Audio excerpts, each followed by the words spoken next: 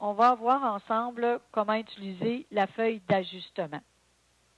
Donc, on a fait l'ouverture de dossier, l'ajout des fiches clients. Donc, vous allez voir au fur et à mesure comment faire les ajouts. Vous allez pouvoir sélectionner au départ votre type de dossier, la description et dans paramètres, vous mettez vos fiches clients. Ça résume un peu ce qu'on vient de voir pour l'ouverture du dossier. Donc, maintenant, on passe à l'étape comment utiliser la feuille d'ajustement. Donc, je vais revenir à l'intérieur je vais utiliser mon volet dossier actif pour revenir rapidement à l'intérieur de mon dossier numéro 1 qu'on a créé ensemble. Et je vais cliquer sur l'onglet Ajustement. Lorsque je vais cliquer sur l'onglet Ajustement, on demande voulez-vous copier les ajustements par défaut? On va dire oui. La feuille d'ajustement va vous permettre, en fait, l'onglet Ajustement, on va inscrire les données. ProCardex va faire les calculs automatiquement pour vous et on va pouvoir faire une fusion des informations pour créer le mémoire de répartition. Donc, c'est ce qu'on va voir et on va voir aussi comment configurer la liste par défaut et le modèle qu'on utilise pour le mémoire de répartition. Donc, au départ, lorsqu'on a cliqué sur l'onglet Ajustement, ProCardex a ajouté une liste par défaut. On verra comment on peut la modifier. Vous devez au départ sélectionner la date d'ajustement. Par exemple, ici, le dossier va avoir lieu pour le 18 mai. On sélectionne la date appropriée. ProCardex a transféré le nom des vendeurs et de l'acquéreur. Alors, où est-ce qu'il est allé chercher ces noms-là? Bien, il est allé les chercher à l'onglet Paramètres. Et ce qui est très important, c'est qu'il faut identifier ici le titre. Lorsque vous ajoutez ou lorsque vous glissez, je vais juste vous mentionner, lorsque vous glissez une fiche, si vous le laissez à indéterminé, ProCardex ne saura jamais qui est le vendeur, qui est l'acquéreur. Alors, c'est pour ça que je vous mentionnais, il faut identifier le rôle de la personne. Donc, lorsque je clique sur l'onglet Ajustement, ProCardex va savoir où classer les gens appropriés. Maintenant, la description s'ajoute automatiquement. C'est la même description que l'onglet Général. Vous remarquez encore que je clique sur Appliquer régulièrement. Donc, on commence les calculs au niveau des taxes. Donc, je vais faire un double-clic sur la ligne taxes municipales. Donc, par défaut, on a indiqué ici que le type d'ajustement, c'est un type périodique. Alors, aussitôt qu'on doit faire un calcul sur une période, de telle date à telle date, on va avoir le type périodique. On va voir ensemble tantôt les autres choix, fixe, acheteur, vendeur ou des loyers. On commence par périodique. Alors, le tri, c'est l'ordre dans lequel sont les lignes, la description par défaut que vous pouvez modifier. Maintenant, la date de début du 1er janvier au 31 décembre sur 365 jours. Donc, tout ce que vous avez à faire, c'est d'inscrire le montant total pour la période. Donc, si, par exemple, ça se lève à 4 000 $, vous n'avez pas à mettre de décimale s'il n'y en a pas, ni jamais le symbole de dollar.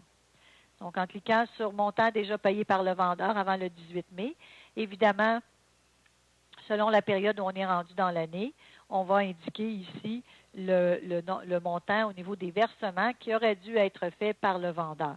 Donc, s'il y a un versement qui est fait, par exemple ici, je vais mettre le montant 2 000 $. Donc, immédiatement, ProCardex a calculé le coût par jour et il va vous indiquer la portion du vendeur et de l'acquéreur avec la différence à payer. Par exemple, ici, le vendeur a payé 2 000 $, sa portion est de 1 501,37 $. Donc, ProCardex calcule montant dû au vendeur par l'acheteur est 498,63 $. Vous avez la possibilité d'ajouter un petit mémo rattaché à la note ou ajouter une note, en fait. Si, par exemple, vous désirez indiquer que le deuxième versement sera effectué par l'acquéreur, par exemple, en date due, etc. Alors, vous pouvez ajouter une petite note. Ici, je vous montrerai au moment de la fusion où la note va s'ajouter. Est-ce qu'il y a des questions pour les taxes municipales? Parfait. Ça va. On clique sur OK pour terminer. Maintenant, j'y vais avec les taxes scolaires. Donc, j'ai toujours un peu le même principe. On fait un double-clic pour ouvrir la fenêtre correspondante. C'est encore une fois un calcul périodique du 1er juillet 2010 au 30 juin 2011. Le montant total pour la période, on va ici l'indiquer. Et ce qui est déjà payé. Donc, évidemment, cette période-ci, les taxes seraient déjà payées. Je remets le même montant. Alors, on a encore une fois le coût par jour, la portion vendeur-acquéreur. C'est toujours le même principe. Ça va pour les taxes scolaires. Oui. On donne un exemple maintenant pour les loyers. Alors, je fais un double-clic. Si vous avez un calcul de loyer à faire, ici, loyer versé par les locataires, donc ici, on doit indiquer nous-mêmes la période. Alors, s'il y a eu des loyers pour le mois de mai, on va sélectionner le début de la période, c'est-à-dire le 1er mai jusqu'au 31 mai. On indique le montant total des loyers, par exemple 800 $. On a reçu en début de mois, début de la période, le montant total. Donc, le logiciel va calculer, encore une fois, le coût par jour et la portion vendeur-acquéreur. Encore une fois, dans la partie mémo, vous pourriez mettre un petit peu plus de détails si vous le désirez. Maintenant, pour les loyers, on a la possibilité de faire calculer un loyer pour les vendeurs ou les acquéreurs. Alors, par exemple, vous désirez faire calculer le coût, soit le coût par jour au niveau du vendeur, ou par exemple, ça peut être un montant fixe aussi. Alors, si je prends un premier exemple, loyer versé par le vendeur, donc la transaction a lieu le 18 mai, le vendeur reste dans la propriété jusqu'au 15 ou 17 juin. Alors, Pocardex va calculer pour vous, pour 31 jours, on va mettre le montant, mettons qu'il y a une entente avec 700 $ par mois, bien combien ça fait? Alors, le calcul va être fait automatiquement. Ça peut être un loyer calculé par coût par jour aussi pour l'acheteur. Et ce qui arrive souvent, c'est qu'il va avoir une entente avec un montant fixe. Donc, soit un montant fixe à payer par le vendeur, par exemple. À ce moment-là, on indiquerait tout simplement le montant selon l'entente.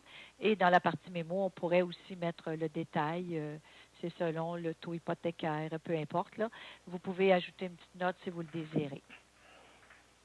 Alors, donc, voilà pour le calcul des loyers selon les différents exemples. Un autre exemple de calcul, huile, gaz, on fait un double-clic. Ici, c'est un montant fixe qui est payé par l'acheteur. Donc, s'il y a eu, par exemple, un remplissage d'huile, du réservoir d'huile, donc on va indiquer tout simplement ici le montant total. Montant déjà payé par l'acheteur, normalement, c'est à 0. Et vous pouvez indiquer le détail ici, par exemple, du calcul au litre. Le Pocardex ne fait pas le calcul au litre, mais vous pourriez vous-même le faire et l'ajouter ici comme note si vous le désirez. On termine avec les frais de copropriété. Alors, même chose, c'est un calcul périodique à ce moment-là. On va indiquer la période de telle date à telle date, donc mensuellement, trimestriel, peu importe. Le montant total, ce qui est déjà payé. C'est toujours le même principe. Donc, si je continue maintenant, on inscrit nos données. Vous pouvez, les icônes que vous pouvez utiliser à l'intérieur de l'onglet Ajustement, on a l'icône Ajouter ici. Alors, si vous avez besoin d'ajouter d'autres lignes, on aurait tout simplement à cliquer sur Ajouter. Vous sélectionnez le type de calcul que vous devez faire. Est-ce que c'est un montant fixe, par exemple, qui est payé par l'acheteur? Vous ajoutez le tri, donc l'ordre dans lequel on met les lignes. On mettrait la ligne, on ferait l'ajout. On ajoute la description qu'on désire, le montant, etc. Le même principe que tantôt. Donc là, ça vous permet d'ajouter des lignes supplémentaires. L'icône effacer va vous permettre d'effacer les lignes que vous n'utilisez pas. Parce que là, la prochaine étape qu'on va voir ensemble, c'est comment fusionner le mémoire de répartition. Alors, ça ne donne rien de conserver des lignes qu'on n'a pas besoin. Vous devrez les effacer dans votre document par la suite parce que Pocardex va vous générer un tableau dans Word. Alors, je sélectionne la ligne, je demande d'effacer. Êtes-vous certain de vouloir supprimer cette ligne? Je confirme avec oui. Donc, toutes les lignes que je n'utilise pas, je les efface.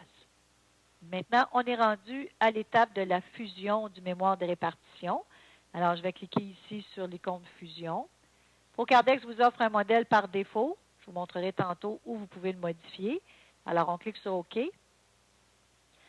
Alors, en quelques secondes, Pocardex va tout faire les calculs pour vous et il va transférer ces données-là dans un tableau Word que je vous montre maintenant. Donc, pour ouvrir le mémoire de répartition, on va cliquer ici sur l'icône « Ouvrir le document ». Alors, voilà le résultat. Vous avez ici l'état des répartitions. On verra tantôt ensemble comment personnaliser le modèle pour faire l'ajout du nom de votre étude, par exemple. Alors, on répète ici, on va vous indiquer le numéro de dossier, le nom des vendeurs, des acquéreurs. Donc, on modifie notre document en conséquence.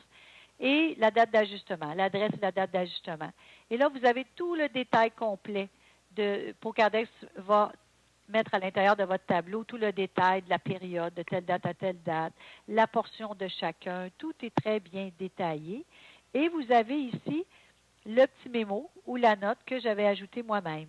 Alors, c'est du Word. Vous pouvez souligner, peu importe, vous modifiez la mise en page selon comment vous le désirez. Et Pocardex va mettre dans la bonne colonne le montant correspondant. Donc, ici, c'est montant dû par l'acquéreur. Taxe scolaire, montant dû par l'acquéreur, réservoir d'huile.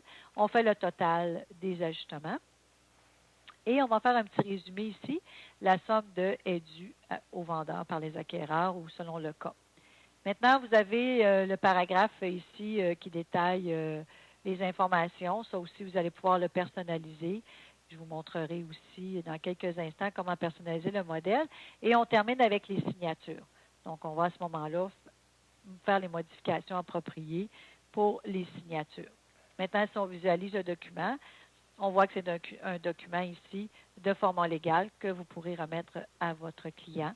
Vous enregistrez votre document, vous l'imprimez, vous le modifiez. C'est vraiment document Word. Est-ce qu'il y a des questions sur le document? C'est bon, c'est bon. Ça va, parfait. Donc, si je quitte le document, je reviens dans le dossier. Maintenant, lorsque vous avez une modification à faire, ProCardex va faire tous les ajustements. C'est-à-dire que, en ce moment, si vous remarquez, pour les taxes municipales, on a 137 jours qui appartiennent au vendeur. Alors, admettons qu'on change la date. Il y a un changement au niveau de la date de la transaction. La transaction est remise au 19 mai, par exemple. On modifie la date. Aussitôt, vous allez voir, aussitôt que je vais cliquer dans un autre champ, ProCardex nous dit « Certains ajustements ont été modifiés depuis votre dernière fusion. Voulez-vous refusionner? » On va dire oui, parce que ProCardex, encore avec le même modèle, ProCardex doit faire tous les changements. Si j'ouvre le document à nouveau, voyez-vous, on est rendu à 138 jours. Alors, c'est important que ProCardex refasse tous les calculs pour vous donner un document à jour.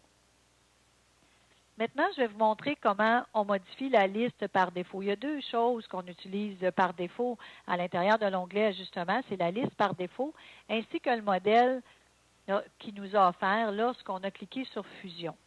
Donc, je vais fermer mon dossier pour modifier la liste par défaut. Alors, je commence à vous montrer un premier menu où on va voir comment modifier les listes par défaut du logiciel. Toutes les listes déroulantes dans Outils pilotage, en fait, pour l'exemple qu'on a en ce moment, c'est les ajustements par défaut. Alors, on sélectionne cette option.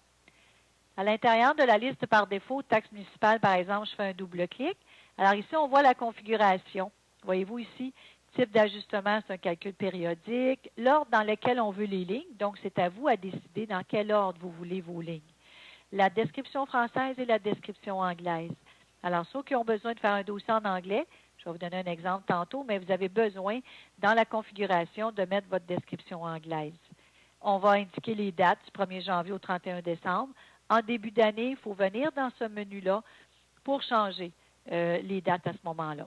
Et si jamais vous voulez avoir un petit mémo par défaut, vous pourriez le mettre ici. C'est le même principe pour tous les types d'ajustements. Taxe scolaire, par exemple. Par exemple, au 1er juillet, vous devrez venir changer la date. 1er juillet 2011 au 30 juin 2012. Donc, ça sera un changement qu'il y aura à faire à ce moment-là. Toujours la description française et anglaise. Maintenant, dans la liste qu'on vous offre, vous aurez la possibilité d'ajouter vos propres ajustements si vous le désirez en cliquant sur « Ajouter ». Vous n'aurez qu'à sélectionner le type d'ajustement et mettre votre description, tout simplement. S'il y a dans la liste, il y en a que vous ne désirez pas utiliser, je ne sais pas quelle liste par défaut vous allez avoir. Là, par exemple, il y en a qui ont l'assurance d'hiver ou peu importe. Donc, vous pouvez effacer. Êtes-vous certain de vouloir supprimer cet ajustement? Donc, à ce moment-là, vous ne verrez plus cette option-là dans la liste quand vous allez créer de nouveaux dossiers. Et vous avez toujours... Est-ce qu'il y a une question? Non. Ça va, excusez. Non. Donc, non, c'est beau. Des fois, j'entends peut-être un petit son, puis je ne veux pas manquer votre question. C'est pour ça que je vous le demande. Donc, si je clique sur « Imprimer », j'ai juste la liste par défaut ici, là, au niveau de l'impression. Donc, voilà pour la liste par défaut. Ça, c'est une première configuration que vous devrez faire avant de faire votre premier dossier. Juste voir si votre liste est conforme. Maintenant, pour modifier le modèle du mémoire de répartition, vous devez utiliser l'icône Document Maître.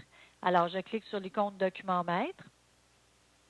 Et ici, je vais taper dans le filtre MEM, juste pour vous montrer les différents mémoires qu'on vous offre. En fait, pour l'instant, c'est le mémoire d'ajustement. On a le modèle en français et le modèle en anglais. Je ne sais pas quelle version vous avez de ProCardex, si c'est assez récent ou quoi que ce soit. Je vais vous montrer maintenant comment vous procurer le modèle à jour. Donc, comment vérifier dans nos modèles si vous avez la dernière version. Comme par exemple, ici, j'ai la version de mai 2008. Alors, je vais aller visualiser s'il n'y a pas une autre version du document. Donc, je vais utiliser ici l'icône Liste des documents sur le web. Alors, à ce moment-là, vous arrivez dans la liste sur le web, sur tous les modèles de Procardex. Alors, si je clique sur le plus, on va se concentrer sur la section mémoire pour l'instant. Alors, mémoire, vous avez les modèles autant en français qu'en anglais. Donc, vous avez la mémoire de répartition ici en anglais et celui en français. Donc, la version actuelle est de février 2011, si vous voulez avoir la version la plus récente. Maintenant, je vais vous montrer comment amener ce modèle-là à l'intérieur de Procardex. Donc, vous allez cliquer sur le bouton « Importer ». Êtes-vous certain de vouloir faire le téléchargement du modèle? On confirme avec « Oui ». On répond aux questions. Voulez-vous continuer l'importation? On clique sur « Oui ». Vous enregistrez ou on vous propose le modèle. Dans le dossier mémoire, on clique sur « Enregistrer ». Évidemment, moi, j'ai déjà un modèle existant du même nom, donc on me dit « Voulez-vous remplacer le fichier? » Je vais confirmer avec « Oui ». L'import est terminé. On clique sur « OK » et on clique sur « OK » pour terminer. Et le nouveau modèle est ajouté dans la liste. Il est ici. Alors voilà, j'ai le dernier modèle à jour. Je pourrais toujours, si je le désire, effacer l'ancien en utilisant l'icône « Effacer ». Donc voilà, pour aller chercher ou importer le modèle le plus récent. Et vous pourrez faire la même chose pour le modèle en anglais. Maintenant, pour modifier votre modèle, vous ne faites pas double-clic, ça n'ouvre pas le document. Alors, ce que vous devez utiliser, c'est l'icône « Ouvrir le fichier ». Alors, je clique sur l'icône « Ouvrir le fichier » et là, on est vraiment dans le modèle par défaut. Alors, vous pourrez, si vous désirez, changer le logo, tout simplement, mettre le vôtre. Vous allez personnaliser votre adresse complète. Ce qu'il ne faut pas modifier, c'est cette partie-là, c'est les codes de fusion. On n'y touche pas. Vous pouvez sélectionner le document en entier, changer la police de caractère, les marges, peu importe. On ne touche pas à ce qui est dans le tableau. Maintenant, à l'intérieur, vous pouvez modifier la note aussi à la fin si vous le désirez. Maintenant, nous, dans notre modèle, on ajoute un code de fusion pour la fusion du notaire.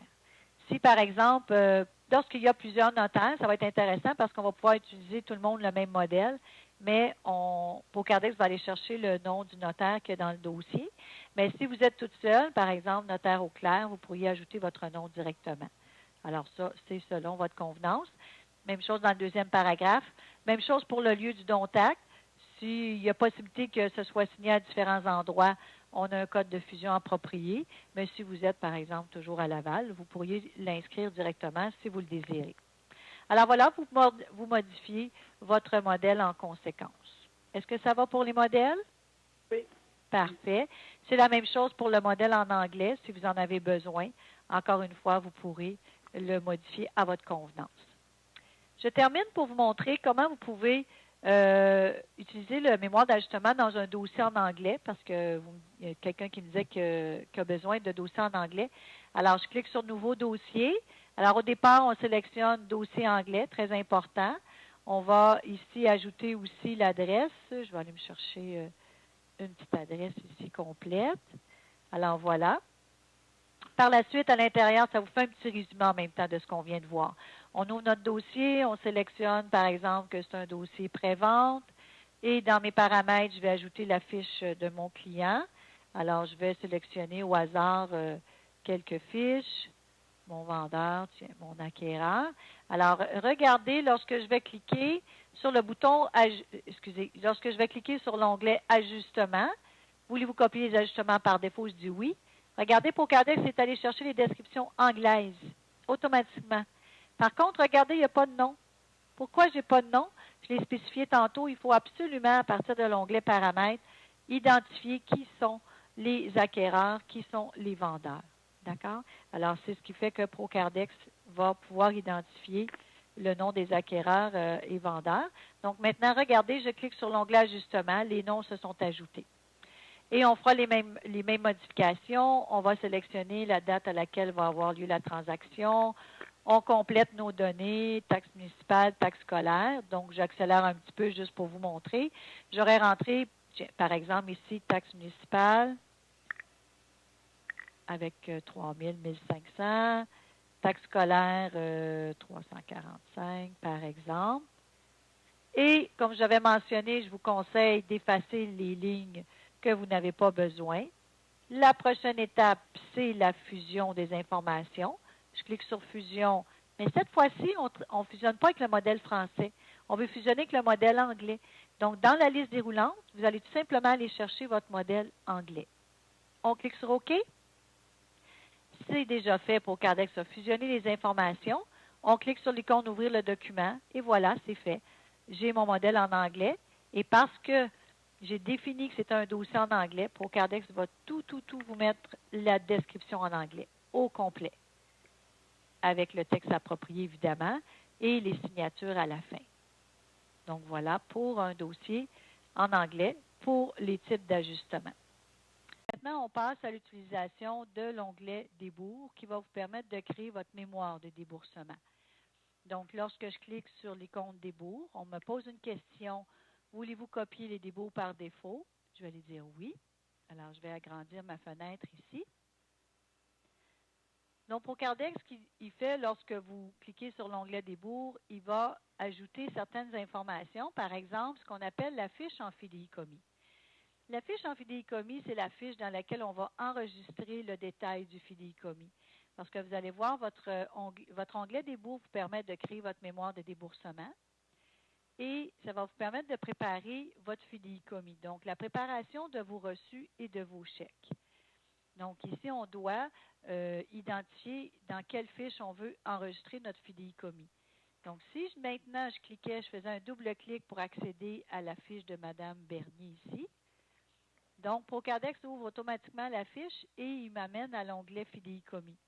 Alors, dans l'onglet fidéicommis, en ce moment, dans la fiche de Mme Bernier, j'ai déjà des données d'inscrites. Donc, je vois l'histoire de son fidéicommis pour les anciens dossiers antérieurs. Mais on va voir l'ajout des informations pour aujourd'hui, ce que j'ajoute aujourd'hui, dans la fiche du client. On va le voir tantôt. Donc, on a ici l'identification de la fiche en fidéicommis. ProCardex, quelle fiche il va prendre? Bien évidemment, à partir de l'onglet Paramètres, il va aller chercher la fiche de l'acquéreur numéro 1. Donc, s'il y avait deux acquéreurs à ce moment-là, il va ajouter celui que vous avez identifié, acquéreur numéro 1. Parfait. Donc, je reviens à Débours. Maintenant, la banque Débours, en fait, c'est le compte de banque dans lequel on va faire les transactions qu'on va enregistrer. Dans quel compte de banque on va enregistrer les transactions pour ce dossier? Alors, je ne sais pas si vous avez plusieurs comptes bancaires. Tantôt, on va regarder la configuration qui va être nécessaire, l'ouverture des comptes et tout ça. Alors, on verra les configurations de base. Mais votre compte bancaire devrait déjà être créé. Et ici, on sélectionnerait le bon compte bancaire. Donc, pour commencer, pour l'identification de la feuille de débours, on va identifier ici le prix de vente. On va aller ajouter ou inscrire le prix de vente. Donc, ce n'est pas nécessaire de mettre les zéros ni le symbole de dollar s'il n'y a pas de décimale. Donc, mettons que ce serait 225 000 $. En cliquant sur le champ valeur d'imposition ou dans un autre champ, ProCardex va demander, voulez-vous changer le prix de vente dans la liste des débours? Actuellement, il est à 0. Si vous confirmez oui, ça l'ajoute automatiquement dans la liste des bourgs. Évidemment, c'est mieux de répondre oui. Vous allez en avoir besoin. Alors, je clique sur le bouton Appliquer régulièrement, comme habituellement, pour enregistrer mes changements. Maintenant, vous avez la possibilité d'indiquer la valeur d'imposition. C'est certain que pour l'utilisation du mémoire de déboursement, ce n'est pas une information qu'on a besoin en ce moment. Par contre, ça peut vous donner le montant des droits de mutation. Je vais vous montrer comment. Alors, par exemple, ce serait 225 000 qui est le même montant. Donc, aussitôt que vous avez indiqué la valeur d'imposition, je vais vous montrer la fenêtre qu'on appelle du calcul du prix de vente. Donc, au bout du champ prix de vente, on clique ici. Et on a la fenêtre du calcul du prix de vente dans laquelle on identifie ici les droits de mutation, le montant des droits de mutation. Donc, c'est déjà calculé. Et cette information-là, vous allez pouvoir la retrouver dans votre document de vente, par exemple, plus tard au niveau des fusions, lorsque vous ferez de la fusion. Maintenant, à l'intérieur de la fenêtre calcul du prix de vente, on a la possibilité de calculer, de demander à ProCardex de nous calculer les taxes. En fait, déjà, on a le montant des taxes ici, TPS, TVQ. Mais ProCardex peut calculer aussi les montants pour les ristournes. Alors, par exemple, pour les maisons neuves ou les terrains, peu importe. Alors, si vous avez besoin de demander à ProCardex de calculer pour vous les ristournes, il peut le faire. Et ProCardex va le faire sur deux méthodes de calcul. Alors, mon montant 225 000 serait mon prix de vente total. Alors, ici, je pourrais demander, il y a la méthode de calcul général. Donc, extraire la TPS et TVQ avec ristourne de taxes pour la méthode générale. En fait, on est basé sur le formulaire qu'il y a au gouvernement, sur le site Internet du gouvernement, et il y a deux méthodes, la méthode générale et l'autre méthode de calcul autorisée. La méthode qui est le plus utilisée par expérience dans les bureaux, là, c'est celle que le contracteur va vous fournir, le formulaire qui est déjà complété. Ils vont faire autre méthode de calcul autorisée. Bon, peu importe laquelle vous utilisez, vous inscrivez votre montant total et si vous cliquez sur l'icône extraire TPS TVQ, et on va vous donner le montant de TPS TVQ ainsi que les calculs pour la ristourne. Alors, si jamais vous en avez besoin. Alors, évidemment, ici, je vais cliquer sur OK. Voilà. Et Procardex a indiqué le prix de vente avant taxe. Et ici, le prix total de vente est quand même 225 000. Maintenant, vous pouvez sélectionner aussi la municipalité pour le calcul des droits de mutation. Selon le cas, pour Montréal, en haut de, je pense, 225 000, on va sélectionner à ce moment-là Montréal. Dans la feuille des bourgs, il y a 3 sections. Il y a la section détail prix de vente, la section recettes et la section des bourgs. Donc, la feuille des bourgs, pour moi, l'onglet des bourgs, c'est une feuille de travail. Donc, on va préparer des reçus, on va préparer des chèques, on va préparer le mémoire des déboursements aussi. Et à un moment donné, on va pouvoir se servir de cet onglet-là lorsqu'on sera prêt à faire l'impression des chèques et des reçus. Et on va le voir ce matin d'ailleurs. Donc, on commence par la section détail prix de vente où Procardex a déjà inscrit le prix de vente incluant les taxes. Alors, s'il y avait un dépôt versé à l'agent d'immeuble, à ce moment-là, on ferait un double clic sur la ligne. On inscrirait tout simplement le montant. Donc, il y aurait un dépôt de 2 500 $. On dit OK. Je vais utiliser mon menu fenêtre pour appliquer le pleine page, pour visualiser pleine page. Donc, dépôt versé à l'agent d'immeuble, dépôt versé au vendeur, on fait un double clic. Alors, à ce moment-là, on aurait à inscrire le montant, si c'était le cas, pour vous donner plusieurs exemples. Solde de prix de vente, si c'était le cas, on inscrirait le montant ainsi que prise en charge d'hypothèque. Maintenant, mémoire d'ajustement. Procardex inclut par défaut, il inclut dans le montant de la mise de fonds le mémoire d'ajustement. Donc, les taxes qui sont dues, soit par l'acquéreur ou le vendeur. Donc, vous, notaire Auclair, est-ce que c'est inclus normalement dans vos calculs? Ben, je fais pas beaucoup d'immobilier. Ah oui, oui, c'est vrai. Donc, c'est là, j'en fais. D'accord. Je sais même pas si je vais en faire. OK. Notaire Robinson, vous, est-ce que vous incluez vos ajustements dans la mise de fonds de l'acquéreur? Oui, Mais quand j'en d'habitude, faisais, oui, je l'incluais. OK. Alors, vous, notaire Robinson, oui, vous les incluez, hein? Oui. Parfait. Alors, Procardex, par défaut, voyez-vous, il a calculé 225 000, moins 2 500, moins 3 500, et plus le 791 et 74. Si jamais pour un dossier en particulier, vous dites non, on n'inclut pas les ajustements pour cette fois-ci, peu importe pour la raison, on va enlever le crochet dans Inclure ajustement.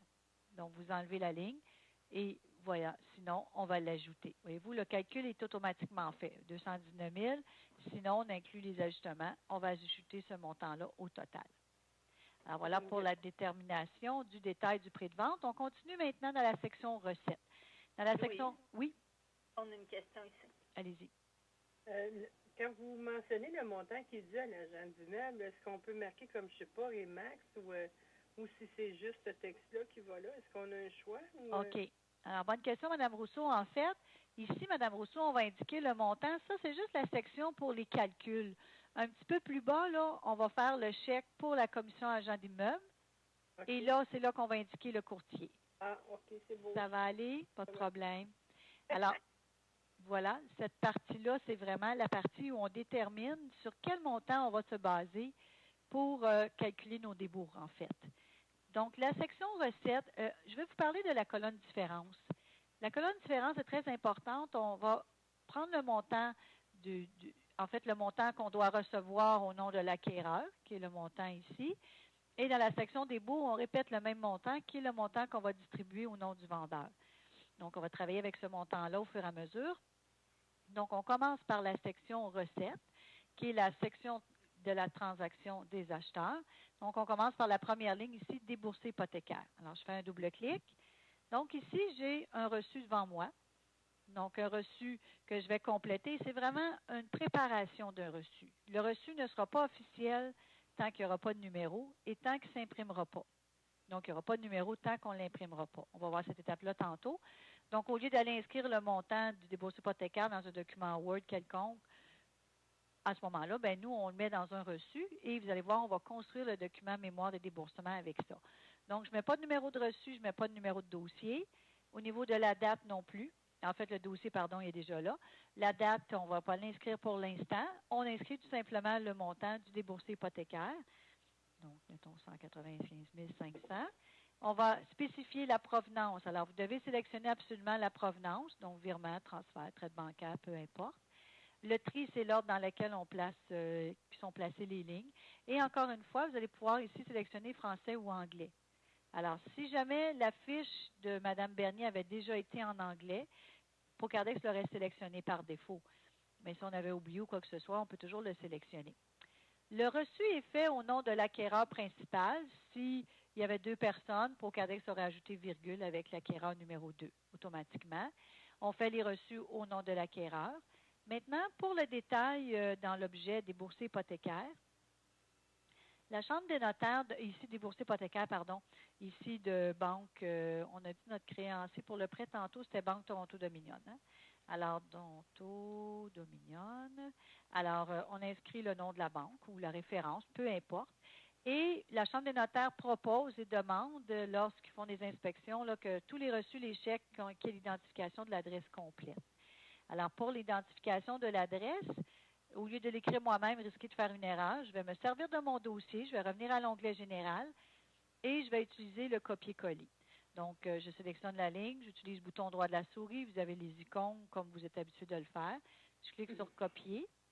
Alors, je reviens à mon onglet débours. Maintenant, pour retrouver mon reçu, un petit conseil, ici, vous avez le plein écran d'activer. On va utiliser le volet de fenêtre pour se déplacer. Regardez ici, j'ai mon reçu, donc je peux le ramener facilement en avant-plan. Alors, je vais utiliser le bouton droit puis coller. Donc, j'ai l'adresse complète de la propriété. Étant donné que c'est dans la mémoire de l'ordinateur, là, on va faire chaque reçu, chaque chèque. On va pouvoir coller à nouveau l'adresse. Est-ce qu'il y a des questions pour le reçu? Ça va? Ben, c'est juste une question de même. C'est que le reçu était mis au nom de l'acquéreur plutôt qu'au nom de la banque. Oui, ça, notaire, je vous informe de ce que la Chambre des notaires suggère. Si votre pratique à vous, vous faites votre reçu au nom de la banque, c'est votre choix à vous, mais moi, en tout cas, j'ai des communications avec les gens de la Chambre des notaires, puis on m'a toujours dit que le reçu devrait être fait au nom de l'acquéreur, mais si jamais vous voulez le faire autrement, vous pourrez le changer. Moi, j'y vais. Non, ben, c'était juste, comme je vous dis, là, j'en fais pas, mais quand j'en ai fait avant on faisait le reçu au nom de l'institution. Ça fait que c'était juste pour voir, il y a peut-être une nouvelle pratique, justement. Oui, je ne sais pas, je ne vous dirais pas c'est une loi écrite, je ne m'avancerai pas au niveau légal, mais par expérience, comme je vous dis, puis à la demande de la Chambre des notaires, on demande que les reçus soient faits au nom de l'acquéreur et que dans l'objet, par contre, on peut préciser l'institution financière, il n'y a pas de problème. OK, parfait, merci. Bienvenue. Alors, je clique sur OK maintenant. J'ai mon premier reçu qui est fait. Regardez dans la colonne différence, Procardex, il met la différence du montant. Donc, si en fait, Procardex vient de calculer pour vous la mise de fonds de l'acquéreur. Donc, s'il n'y avait pas d'autres montants ajoutés, ce serait le montant que l'acquéreur devrait apporter. Donc, il n'y a pas de risque d'erreur à ce moment-là. On vous offre la possibilité d'ajouter ici dans la section recettes les honoraires pour le prêt dû par l'acquéreur. Est-ce que vous, notaire Ebbenson, est-ce que vous incluez vos honoraires dans la mise de fonds de l'acquéreur? Oui. Oui, OK. Puis notaire Auclair, ben vous, je ne sais pas si habituellement vous le feriez, vous le faisiez avant. Ben, si j'en faisais, je le ferais. Bon, parfait. Alors, de plus en plus, les notaires fonctionnent de cette façon-là. Pardon. Si pour X raison, dans un dossier, vous dites non, les honoraires, ce sera payé à part, à ce moment-là, vous avez la possibilité d'effacer les lignes que vous n'utilisez pas. Et on vous le conseille parce que sinon, on va fusionner le mémoire de déboursement tantôt et vous seriez obligé de l'effacer dans votre document Word. Alors, étant donné que vous m'avez dit que vos honoraires sont inclus à même la mise de fonds, on va prendre cet exemple. Alors, le montant qu'on va inscrire va s'ajouter au montant de la différence ici. Alors, je fais un double-clic sur la ligne honoraire pour prêt dû par l'acquéreur. Donc, ici, vous avez devant vous un chèque. Donc, pour l'instant, il n'y a pas de numéro de chèque. Le numéro de dossier, automatiquement là, on n'inscrit pas de date, évidemment. Et on va inscrire tout simplement le montant de vos honoraires, par exemple 1 200 $, le tri, la langue, etc. Maintenant, pour l'identification des chèques pour les destinataires qui est vous en tant que notaire, donc, au lieu d'inscrire votre nom directement, parce que vous pourriez le faire, donc Maître Louise Robinson, par exemple, donc, on vous conseille de créer une fiche à votre nom. Donc, dans la création des nouvelles fiches, évidemment, pour la plupart, vos fiches sont peut-être déjà faites. Et sinon, vous pourrez toujours vous créer une nouvelle fiche, utiliser l'icône nouvelle fiche. Mais ici, moi, je vais rechercher la fiche de mon notaire. Donc, ici, moi qui est notaire identification, notaire 1. Je vais juste ouvrir la fiche du notaire pour vous montrer que dans la fiche du notaire, j'ai changé le code. Alors, c'est une suggestion qu'on vous fait aussi. Notaire Auclair, notaire Robinson, vous devrez vous créer une fiche. Peut-être c'est déjà fait. Et par contre, un petit truc, vous pouvez mettre le mot notaire si vous êtes toute seule ou peut-être mettre vos initiales, peu importe. Alors, donc, je clique et je glisse tout simplement la fiche et l'identification sera faite automatiquement. Donc, maintenant, on aura un pourprès dû par l'acquéreur. Donc, à nouveau, je vais utiliser mon bouton droit de la souris pour coller l'adresse complète sur le chèque. Ça va pour les chèques aussi? Oui. Parfait. Oui. Alors, je clique sur OK pour terminer. Alors, voyez-vous, pour Cardex, ajouter le 1200 à la différence. Donc, maintenant, je peux préparer mon dernier reçu qui est la mise de fonds de l'acheteur. Donc, je fais double-clic. Donc, pas de numéro de reçu, pas de date pour l'instant. Le montant est bon. Il me reste tout simplement à sélectionner la provenance. Donc, par exemple, soit par traite bancaire, chèque certifié, chèque, ça peut être un transfert ou un virement, évidemment aussi. Hein? Alors, on sélectionne l'option appropriée. Donc, mise de fonds de l'acheteur ici, je vais encore une fois, bouton droit, coller pour coller à nouveau mon adresse. Alors, lorsque je vais cliquer sur OK, vous voyez, la colonne différence est tombée à 0. Donc, c'est très important. C'est la seule façon de savoir que le montant de base qu'on avait, on l'a bien réparti dans les reçus qu'on avait besoin et les autres informations. Alors maintenant, je passe à la section débours. Donc, la section débours, c'est les transactions au nom du vendeur. Alors, regardez la colonne différence, on démarre avec le même montant de base. Donc, on va distribuer le montant pour le vendeur, au nom du vendeur, en fait. Donc, je commence avec le remboursement hypothécaire, donc double-clic. Alors, principalement, dans la partie débours, c'est des chèques qu'on va préparer ensemble. Donc, pas de numéro de chèque, pas de date pour l'instant. On inscrit le montant du remboursement hypothécaire. Admettons, on inscrit tout simplement notre montant. Et ici, le chèque. À qui est fait le chèque? Donc, c'est le créancier pour la quittance. Donc, on n'a pas ajouté la fiche dans les paramètres. On aurait pu tantôt, j'aurais pu vous donner, on a mis juste la fiche du créancier pour le prêt, mais on aurait pu aussi très bien ajouter la fiche du créancier pour la quittance. Donc, j'utilise mon volet de recherche à nouveau. Alors, moi, mon créancier, c'est Banque de Montréal. Alors, j'ai déjà une fiche faite pour tout ce qui est mes quittances, donc avec l'adresse habituellement de la siège social, par exemple, ou du siège de la succursale. Donc, je vais cliquer et glisser aussi. Alors, j'ai mon adresse complète. Alors, même chose, ici, je vais encore une fois utiliser le bouton droit coller pour toujours ajouter l'adresse de la propriété. Alors, je clique sur OK. Alors, je continue dans mon détail, certificat localisation. Double-clic. Pas de numéro de chèque, pas de date. On met le montant du certificat, mettons 750 $. Maintenant, pour les arpenteurs avec lesquels vous faites souvent affaire, ça vaut la peine de faire des fiches aussi. Okay? Alors, moi, j'aurais ici une fiche arpenteur. Là. Alors, encore une fois, vous prenez la fiche, vous la glissez, bien, vous avez l'adresse complète. Sinon, vous pouvez écrire directement dans la zone ici, il n'y a pas de problème si vous le désirez, si ce n'est pas un arpenteur avec qui vous faites souvent affaire. Et j'utilise encore bouton droit coller, toujours pour ajouter mon adresse. On continue avec la commission pour l'agent d'immeuble. Donc, on va en même temps faire un lien avec la question de Mme Rousseau. Donc, je fais un double-clic ici pour la commission à l'agent d'immeuble. On avait déjà donné un dépôt. Hein. Vous vous souvenez, au début, il y avait un dépôt. Donc, selon le solde de la facture de votre courtier, on va ajouter ici la différence, par exemple, 8 500. Et aussi, pour les courtiers avec lesquels vous faites souvent affaire, ça vaut la peine de faire aussi des fiches. OK? Alors, encore une fois, vous pourriez cliquer et glisser. Quand vous allez commencer comme ça, c'est sûr que vous n'aurez pas beaucoup de... vous allez commencer avec des nouvelles fiches, souvent. Alors, si c'est un courtier avec lequel vous faites souvent affaire, mais vous n'avez pas de fiche de fait déjà, mais profitez-en. Au lieu d'écrire juste son adresse ici, complète, bien, si vous voulez la conserver, profitez-en pour utiliser l'icône nouvelle fiche, de vous créer une nouvelle fiche, puis vous pourrez l'avoir, cette nouvelle fiche-là, pour la prochaine fois. Alors, sinon, bien, on clique, on glisse, et voilà. Si vous avez à écrire vous-même l'adresse, parce que c'est juste pour une fois, par exemple, pour changer de ligne dans ProCardex, dans plusieurs champs, faites attention, ce n'est pas retour. OK, retour là, sur le clavier, c'est comme faire OK. Alors, lorsque vous voulez changer de ligne à l'intérieur d'un champ, il faut appuyer sur CTRL retour pour changer de ligne. D'accord? Ça, c'est un principe général dans ProCardex.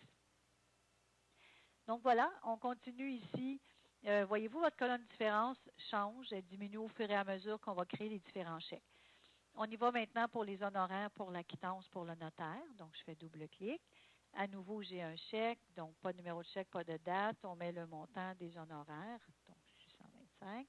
Bon, maintenant, on veut réutiliser à nouveau la fiche du notaire. Souvenez-vous, tantôt, je suis allée faire la recherche, j'avais tapé le mot notaire et là, j'ai pris ma fiche et je l'ai glissée. Maintenant, lorsque vous avez des codes particuliers, vous pouvez utiliser ces codes-là, justement, comme ici, le notaire. Je sais, moi, que c'est notaire 1. Comme vous, notaire Auclair, ça pourrait être vos initiales. Vous aussi, notaire Robinson, vous avez peut-être déjà une fiche que vous avez juste le mot notaire. Donc, vous écrivez dans le champ A ici le code. Quand je vais cliquer dans la zone juste en dessous, ProCardex, c'est comme s'il avait été chercher la fiche par lui-même.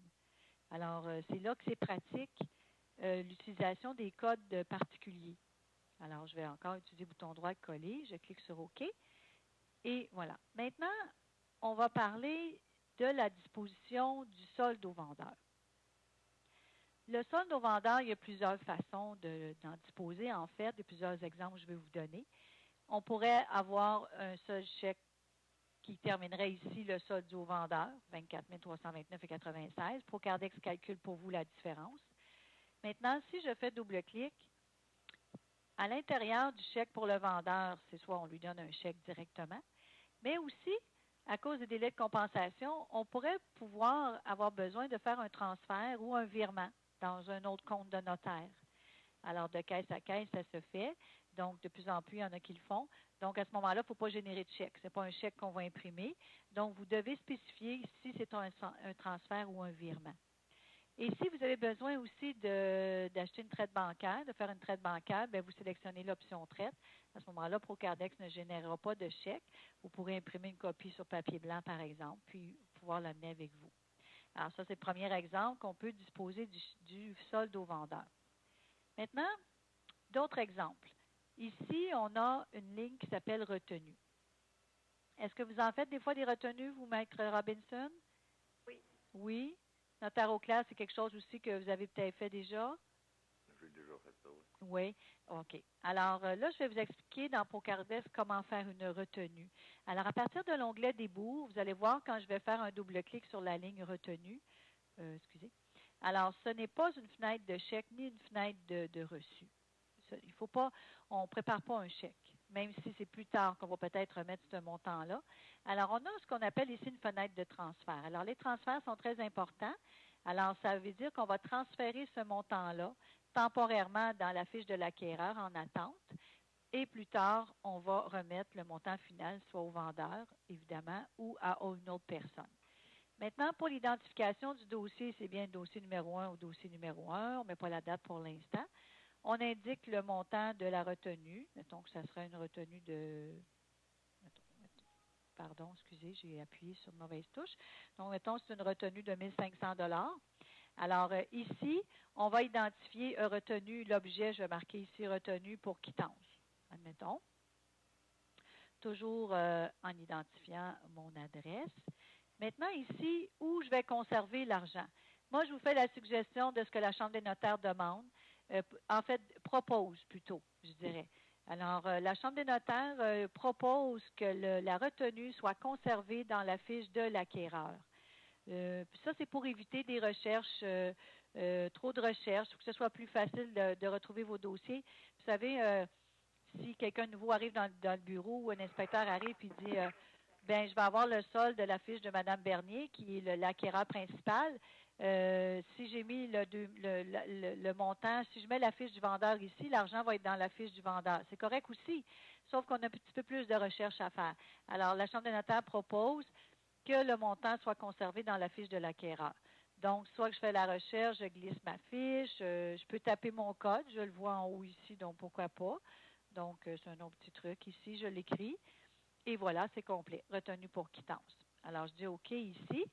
Alors, ici, j'ai mon transfert solde au vendeur. Donc, dans l'autre exemple que je vais vous donner pour la disposition du solde au vendeur, c'est qu'on désire ici transférer, admettons qu'on veut transférer 20 000 du solde pour un futur achat. Donc, le premier exemple, et c'est l'exemple que je vous donne, c'est que l'argent va être conservé dans votre compte en fidéicommis à vous. Donc, au lieu de faire un chèque, de remettre le chèque au vendeur qui vous le signe, que vous le déposiez à nouveau, je ne sais pas si c'est la pratique que vous faites en ce moment. Notaire Robinson, vous faites quoi, vous? Eh là là, je ne peux pas répondre. OK, il n'y a pas de problème. Donc, la plupart des notaires vont laisser l'argent dans le compte en fidéicommis et on sait, c'est quelqu'un qui va faire une transaction avec vous, soit l'après-midi même, le lendemain, dans une semaine, et le vendeur vous dit conservez l'argent dans le compte en fidéicommis, je reviens, je vais traiter mon achat, donc j'achète une maison avec vous, donc conservez le montant. OK? Alors, moi, l'exemple que je vous donne, c'est cet exemple-là. On ne générera pas de chèque à ce moment-là pour être obligé de le déposer par la suite. Donc, on va utiliser à nouveau transfert ici, solde au vendeur. On fait double-clic. Alors, vous avez devant vous, encore une fois, une fenêtre de transfert. Par contre, cette fois-ci, on va faire bien attention. Ce n'est pas, c'est pas un transfert dans le même dossier, évidemment. C'est un transfert dans un autre dossier. Donc, par défaut, Procardex met le dossier, le numéro de dossier actuel, donc vous devez l'enlever. OK? Alors, le dossier, si vous ne mettez pas de numéro de dossier, à ce moment-là, Procardex va aller porter l'argent dans la fiche du vendeur en attendant. OK? Regardez ce qu'on va faire comme exemple. On va mettre tout de suite la fiche du vendeur. Alors, notre vendeur, je m'excuse, je vais aller dans mes références ici. Alors, M. Gilles Sirois, Mme Baudouin. Alors, je reviens à Desbourgs dans mon transfert. Donc, ici, regardez, je vais rechercher la fiche des deux parties, Mme Sirois et M. Sirois, pardon, et Mme Baudouin. Alors, ça, je ne vous l'avais pas montré tantôt, mais c'est le temps de vous le montrer maintenant. Vous avez la possibilité de rechercher plusieurs fiches et vous mettez un point-virgule entre chaque nom. Vous cliquez sur Recherche et Procardex va faire la recherche complète. Alors, ici, on a M. Gilles Sirois. Ici, qu'on va glisser sa fiche pour commencer. Et ici, c'est Mme Baudouin, par contre, je devrais l'ajouter. Alors, je ne peux pas glisser deux fiches, en fait. D'accord? Donc, l'identification de mes deux parties, c'est fait. Donc, transfert du solde au vendeur. Maintenant, ça sera pour un autre achat. OK? Au vendeur pour achat futur bon, je n'ai pas l'adresse complète, mais on pourrait compléter l'information. Bon, maintenant, je peux mieux vous expliquer le concept du dossier. On a deux possibilités. En fait, on ne conserve pas le même numéro de dossier, évidemment. Si vous ne mettez pas de numéro de dossier, Procardex va transférer le montant, qui est de 20 000 dans notre exemple ici. Il va transférer le 20 000 dans la fiche de M. Sirois en attendant. Parce que vous n'avez pas de dossier déjà ouvert dans Procardex. Mais évidemment, la plupart du temps, votre dossier serait déjà ouvert dans Procardex. Alors, quand je dis ouvert, c'est qu'on aurait créé un nouveau dossier. Alors, ici, identification de l'autre adresse. Je vais aller en chercher une rapidement, juste pour qu'on puisse bien comprendre le principe. Donc, c'est l'achat du avenue de Turcot. Ici, dans mes paramètres, M. Sirois, M. Sirois et Mme Baudouin seraient maintenant les acquéreurs, n'est-ce pas? Alors, il achète une autre propriété. Alors, tout simplement, pardon, oups, excusez-moi, là, j'ai supprimé. Voyons, je reviens. Alors, acquéreur numéro 1, je sélectionne. Acquéreur ici, numéro 2. Je voulais aller plus rapidement. Donc, on aurait déjà ouvert un dossier. Voyez-vous, c'est le dossier numéro 3. C'est ça que je veux vous dire par ouverture de dossier. Donc, ça veut dire qu'ici, on peut inscrire le nouveau numéro, qui est le numéro 3. Donc, vous allez voir tantôt, je vais vous montrer ça. Procardex va transférer le 20 000 dans l'onglet Desbourgs de l'autre dossier pour préparer votre feuille de débours dans le futur. Alors, voilà. Donc, ici, j'ai mon 20 000 d'inscrit. Je clique sur OK. Alors, regardez, ici, il reste un petit solde final de 2 829,96. Donc, je vais faire un chèque final à mon vendeur. Donc, le montant est bon, évidemment. Et il me reste, encore une fois, ajouter la fiche ici de M. Sirois et Mme Baudouin. Voyez-vous, ça s'est ajouté automatiquement. Alors, voilà pour ça. Et on termine solde au vendeur. Et là, on ajouterait l'adresse de la propriété que j'ai perdue dans ma copie parce que je suis allée faire d'autres copies. Donc, je vais revenir ici, copier. Je reviens dans mon chèque et je colle à nouveau. Donc, c'est fait. Donc, vous voyez ici, ma colonne différence tombe à 0. Donc, c'est complet pour l'inscription des données. La section recettes, principalement, on a fait des reçus. Et la section des baux, principalement, ici, on a fait des chèques. Ce que je vais faire maintenant, je vais passer à l'étape de la fusion des informations. Ah oui, je m'excuse juste avant de faire la fusion. Si jamais vous avez besoin d'ajouter des reçus et des chèques. OK, admettons que là, ici, toutes mes lignes sont complétées, mais finalement, il y a des changements et vous devez ajouter un chèque supplémentaire. Admettons, vous avez besoin de payer des arrérages pour des taxes municipales, quoi que ce soit. Là, moi, je n'avais pas de ligne à ce niveau-là. Alors, vous pouvez ici utiliser l'icône des bourgs. Donc, l'icône des bourgs vous permet d'ajouter un chèque quand vous n'avez pas de ligne de disponible. Alors, je clique sur débours. Alors, vous avez tout simplement ajouté les informations. On ne met pas de numéro de chèque, pas de date. On inscrirait tout simplement le montant. Le tri, c'est l'ordre dans lequel sont placées la ligne ou on veut la placer dans la liste. On identifie le destinataire ainsi que l'objet. Donc, vous pouvez facilement vous ajouter des chèques. Il n'y a pas de problème. Si vous avez besoin d'ajouter un reçu, le deuxième icône ici à partir de la gauche s'appelle Recette. On clique et ça vous permet d'ajouter un reçu. Alors, c'est le même principe que tantôt. Vous avez juste à ajouter le reçu comme vous désirez. Le troisième icône qui s'appelle Transfert vous permettrait d'ajouter une ligne de transfert. Vous voyez, tantôt, moi, j'avais une ligne pour les retenues, une ligne pour le transfert du solde, mais si j'en ai pas, je pourrais cliquer sur l'icône Transfert. Ça vous permet de pouvoir compléter une ligne supplémentaire de transfert si vous en avez besoin. Le prochain icône, c'est l'icône Effacer. Ça vous permet d'effacer la ligne correspondante où votre curseur est placé, si jamais c'était nécessaire. Encore une fois, les lignes qui ne sont pas utilisées, c'est préférable de les effacer pour ne pas avoir à les effacer une fois rendues dans le document Word que je vais vous montrer dans quelques instants pour la fusion du mémoire des déboursements.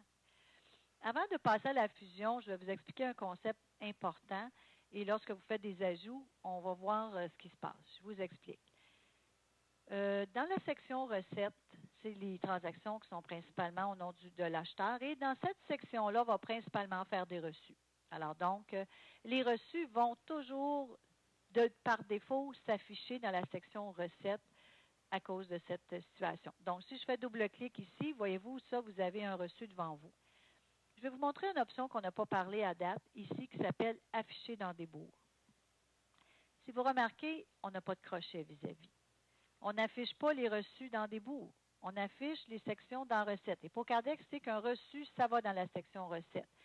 Si j'avais un crochet dans cette option, puis je clique sur OK, regardez, là, le reçu s'est en allé dans la section des bourgs. Donc, j'ai commandé ça, je l'ai forcé. Donc, ce n'est pas ce qu'on veut, évidemment. C'est pour ça qu'il n'y a pas de crochet et que les reçus s'affichent dans la bonne section. C'est la même chose pour les chèques. Si on regarde à l'intérieur de la section des baux, Procardex va mettre des chèques dans la section des baux par défaut. Donc, si je fais un double-clic, ici, regardez, on a la même option, mais à l'inverse, si on met un crochet à afficher dans Recettes, ça veut dire qu'on afficherait ce chèque-là, qui est le remboursement hypothécaire, à l'intérieur de Recettes. Et évidemment, ce n'est pas ça c'est pas la bonne chose. Donc, je refais double-clic. Si j'enlève le crochet, c'est ce qui fait qu'il est à la bonne place. Donc, pour Cardex, il sait ça, lui. Il sait que les reçus, ça s'en va dans la section recettes, que les déboursés, les débourses s'en vont dans la section vendeur. Par contre, on a des exceptions. Comme par exemple, vous en avez fait un avec moi, puis on ne l'avait pas vu tantôt. Par exemple, les honoraires pour le prêt dû par l'acquéreur. C'est-à-dire, si j'ajoutais un chèque, automatiquement, le chèque devrait s'en aller dans des bourgs. Alors, cette ligne-là était préparée pour vous à l'avance et il y avait un crochet affiché dans Recette. Ça va? Je vous donne un exemple pourquoi on aurait besoin de faire ça aussi et on va passer à la fusion. Quand vous allez avoir des corrections à faire, admettons que l'acquéreur, finalement, il vous apporte 1 000 $ de trop. Ça pourrait arriver, ça, hein? Alors, vous allez devoir modifier votre reçu. Alors, je retourne dans la mise de fonds de l'acquéreur. J'ajoute tout simplement je fais ma petite correction. Je n'ai pas le choix d'ajuster mon reçu. Et là, si vous remarquez, il y a 1 000 $ de différence.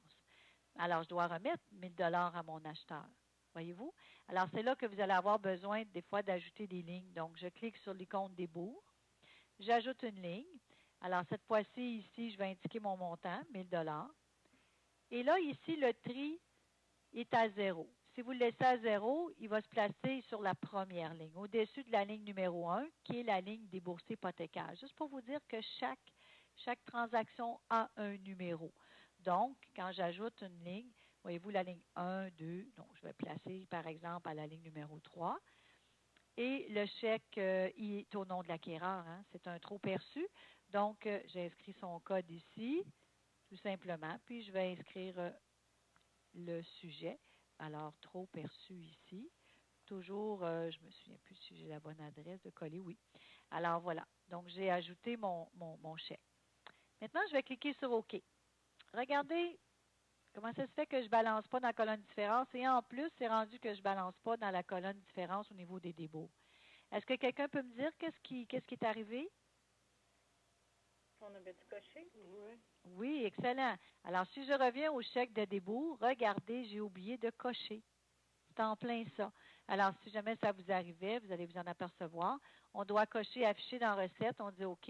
Et voilà, Procardex l'a mis au bon endroit. Et regardez, là, mes colonnes sont à 0, ça balance bien. Ça va pour ça, tout le monde? Quand je fais ma remise de la retenue, oui, je vais aller à partir de cette feuille de travail-là, alors, double-cliquer pour aller faire mon chèque? OK, c'est une très bonne question. Je retiens votre question, notaire Robinson. Je vais vous répondre tantôt. Alors, en fait, rapidement, ce n'est pas à partir de l'onglet débours que vous allez le faire, justement parce que tout balance à 0. Vous allez voir la retenue, on va la faire à partir de la fiche du client. Mais je vais vous le montrer tantôt. Le client, là, mettons, on oublie, il y a un client qui vient, là, puis qui apporte un chèque au nom du notaire à pays commis, puis qu'il faut déposer ça, mais c'est pour une vente, disons, dans 4 mois. Est-ce qu'on ouvre ça sur le même procédé que ça, ou si on ouvre ça sur la fiche du client? OK. C'est une bonne question, Mme Rousseau. Vous avez deux choix. Vous allez soit mettre l'argent dans la fiche du client si votre dossier n'est pas déjà ouvert dans Procardex. OK. Et là, c'est sûr qu'on n'a pas vu l'utilisation de la fiche en fidéicommis. Vous allez faire un lien tantôt, mais pour répondre à votre question, là, vous avez deux choix. Soit que vous allez dans la fiche du client, dans l'onglet fidéicommis, et vous lui faites son reçu. Okay. Par contre, l'argent va rester là, puis la journée que vous allez ouvrir votre dossier, vous allez utiliser transfert pour transférer le montant dans le dossier. Mais c'est certain que quand un client vient vous donner un dépôt, là, moi, je vous conseille toujours d'ouvrir un dossier. Vous allez ouvrir un nouveau dossier et dans l'onglet débours, vous allez aller porter le reçu. OK. Ça répond à votre question? Oui. Il y a deux possibilités à ce niveau-là. Donc, je passe maintenant à l'étape de la fusion du mémoire de déboursement. Alors, je vais utiliser ici l'icône fusion, comme j'ai utilisé pour l'onglet ajustement tantôt. Donc, je clique sur fusion. Encore une fois, Procardex vous offre un modèle. On verra ensemble comment modifier le modèle. On clique sur OK. Alors, en quelques secondes, il est en train de vous construire un document Word de 2 pages. Une page pour l'acquéreur, une page pour le vendeur. Alors, j'ouvre le document ici à l'aide de l'icône « Ouvrir le document ». Là, vous avez devant vous le document « État des déboursements ». Ici, on voit la page pour l'acquéreur pour débuter. Alors, ici, on a le transfert, en fait, les données prix de vente, dépôt versé à l'agent d'immeuble, au vendeur. Si vous voulez effacer les lignes, c'est un tableau. Hein? Vous pouvez effacer les lignes, les laisser là, c'est à votre convenance, il n'y a pas de problème. Vous modifiez ça en conséquence. Ici, on a liste des recettes et des bourgs, donc tout le détail au niveau de l'acquéreur et la signature. Donc, c'est signature pour l'acquéreur. Et on passe à la prochaine page pour voir l'état des déboursements au nom du vendeur. Donc, on répète les mêmes informations ici au début. On peut encore une fois effacer ce qu'on désire enlever ou on pourrait le laisser là. Ici, on a liste des débours. Recettes, on n'en a pas, mais on a des déboursés. Par contre, on donne tout le détail des différents déboursés dans un tableau et vous avez le total à la fin ainsi que la signature. Alors, ici, on retrouverait les signatures aussi. Donc, ça vous donne ici comme résultat, si on visualise un document avec une page pour le vendeur et une page pour l'acquéreur. Est-ce qu'il y a des questions pour le document? Non, c'est beau. Ça va pour le mémoire des déboursements? Donc, vous avez une page pour chacun. Encore une fois, c'est un tableau que vous pouvez modifier. À tout moment, si vous désirez, vous pouvez refaire la fusion. Si vous avez des corrections à faire, vous refusionnez, pas de problème. Procardex va vous refusionner puis vous donner le document à jour. Donc maintenant, on va voir ensemble comment justement modifier, parce que la prochaine étape serait, vous remettez ça à votre client après signature, c'est l'impression des chèques et des reçus. Mais avant de passer à cette étape-là, je vais vous expliquer comment modifier la liste par défaut et comment modifier votre modèle. Alors, donc, je vais fermer mon dossier temporairement. Donc, je retourne au menu Outils, Pilotage. Cette fois-ci, tantôt, on a utilisé Ajustement par défaut. Cette fois-ci, on va utiliser la commande Outils, Pilotage, Débours par défaut. Donc, c'est quelque chose que vous devrez faire avant de commencer à utiliser les débours. Allez vérifier la liste par défaut. Donc, Outils, Pilotage, Débours par défaut. Vous avez une liste par défaut ici. On va faire double-clic sur Débourser hypothécaire. Alors, dans chaque configuration de déboursé, on doit définir quel type de déboursé est-ce que c'est. Qu'est-ce qu'on veut? Une fenêtre de recette, de débours ou de transfert. Donc, on détermine le type de déboursé. Et là, on détermine l'ordre dans lequel on veut les choses, la liste. Donc, la première ligne, c'est le déboursé hypothécaire, en français et en anglais. Encore une fois, je vais vous montrer tantôt sur le dossier anglais comment on peut avoir des déboursés complètement en anglais. Et ici, on détermine si on doit afficher la recette dans une autre section que la section appropriée. Alors, on va cocher ou non cette option-là. C'est très rare qu'on la coche. Alors, débourse hypothécaire. On a la même chose pour, voyez-vous, la deuxième ligne ici, c'est honoraire pour prêt dû par l'acquéreur. C'est un débours. Un débours, ça s'en va dans la section débours. C'est pour ça qu'ici, je suis obligée de cocher afficher dans l'autre section. C'est le seul débours qu'on affiche dans les recettes. C'est l'honoraire pour prêt dû par l'acquéreur. Donc, on détermine ici chaque ligne, l'ordre dans lequel on les veut, la description française et anglaise, et vous pouvez facilement vous en ajouter si vous le désirez. Donc, ici, vous sélectionnez le type de déboursé. Est-ce que c'est une fenêtre de recette que vous voulez? Est-ce que c'est une fenêtre de débours ou une fenêtre de transfert? Vous déterminez le tri et la description française et anglaise. Donc, ça va pour ça. C'est la liste par défaut. Souvent, les gens, dans leur débours, moi, j'ai une ligne pour retenue et j'en ai une autre pour transfert du solde au vendeur. Donc, si vous voulez avoir deux lignes différentes, c'est une ligne de transfert. Vous pourriez avoir retenue ou transfert de fonds si vous en voulez une seule. Moi, j'en ai mis deux pour vous donner plus de possibilités. Ça va pour la liste par défaut, tout le monde? Oui. Parfait. Donc, maintenant, je passe à la personnalisation du modèle pour le mémoire des déboursements. Donc, on va utiliser l'icône Document Maître, qui est la fenêtre pour la liste des modèles. À nouveau, dans Filtre, je vais taper MEM pour vous montrer ici la liste des mémoires. Pour l'état des déboursements, j'en ai plusieurs. On a l'état des déboursements pour la vente, en français, en anglais. J'ai aussi un état des déboursements pour le refinancement et un état de déboursement français et anglais aussi. Si j'ai du temps, je vous montrerai l'exemple tantôt, comment utiliser l'onglet débours pour des refinancements. Et on a l'état des déboursements aussi pour les taxes avec les ristournes. Donc, la première chose, c'est toujours d'aller vérifier est-ce que vous avez la dernière version, toujours préférable d'aller chercher la mise à jour, à l'aide de l'icône ici, liste des documents, des modèles sur le web. Alors, je m'en vais dans la section modèle Procardex, dans la section mémoire à nouveau.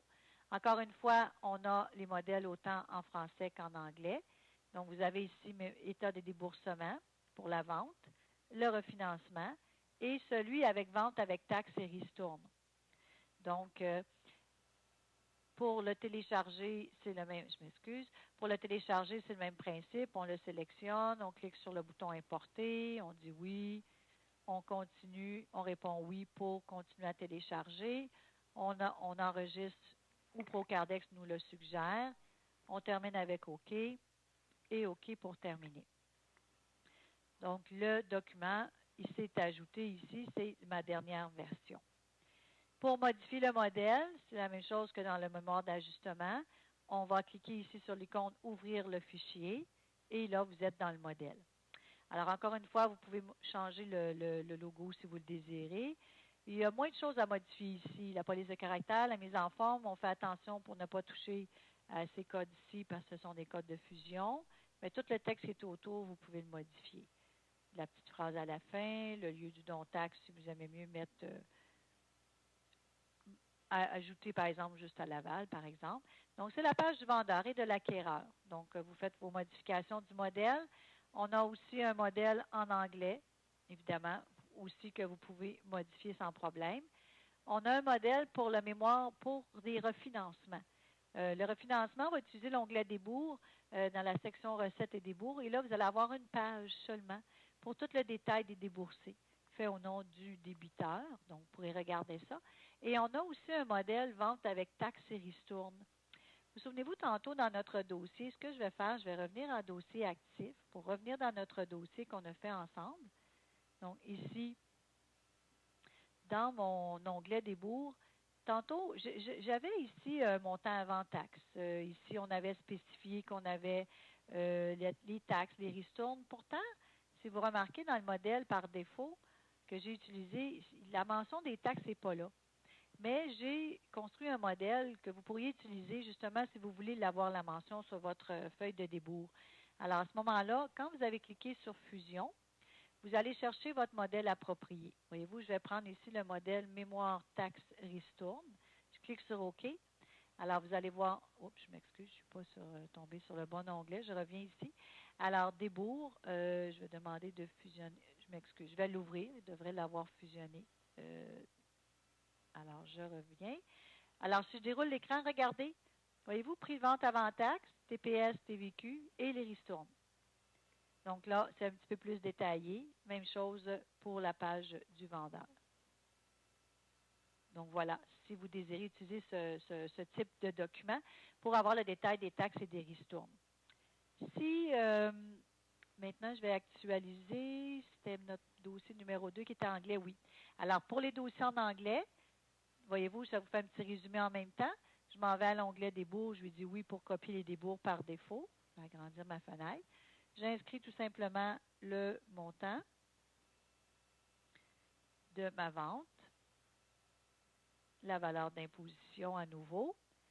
Alors là, je vais y aller rapidement. Je vais mettre seulement un déboursé, un reçu. Voyez-vous, ici, voyez-vous, tout est en anglais. Les titres ici sont en français. Ça, c'est le logiciel est en français. Par contre, vous avez toutes les descriptions anglaises. Donc, ici, j'ai mon reçu. Voyez-vous, ici, je prépare, mettons que j'ai seulement, tiens, je vais vous montrer on va faire un refinancement en même temps. Vous utilisez l'onglet débours pour faire le refinancement, justement. Donc, ici, j'ai écrit le prix de vente, valeur d'imposition. Donc, si c'est en anglais, on pourrait le faire, mais pour un refinancement, ce que je vous conseille, vous faites double-clic et vous écrivez le titre approprié. Alors, refinancing, je ne sais pas si je l'écris correctement, là. Alors, donc, ça serait refinancement en français. Et là, on prend la section recettes comme transaction, en fait, pas transaction acheteur-vendeur. On prend recette débours. Voyez-vous, j'aurai qu'un seul reçu, par exemple par virement, d'accord? Là, ici, mon montant dû par l'acquéreur, j'efface les lignes que je n'ai pas besoin. Il n'y a pas de mise de fonds de l'acquéreur. Et je déroule ici. Pour le vendeur, bien, on va payer, par exemple, un remboursement hypothécaire. Ça pourrait être ça. Et je vais aller chercher ici, encore une fois, mettons, ma Banque de Montréal. Je n'ajouterai pas l'adresse, j'accélère, là, c'est juste pour vous montrer. Et je pourrais, nécessairement, ce n'est pas une vente, il n'y a pas de certificat de localisation, mais ça pourrait être, par exemple, Visa ou carte de crédit, remboursement, carte de crédit. Ici, ça pourrait être Visa, par exemple.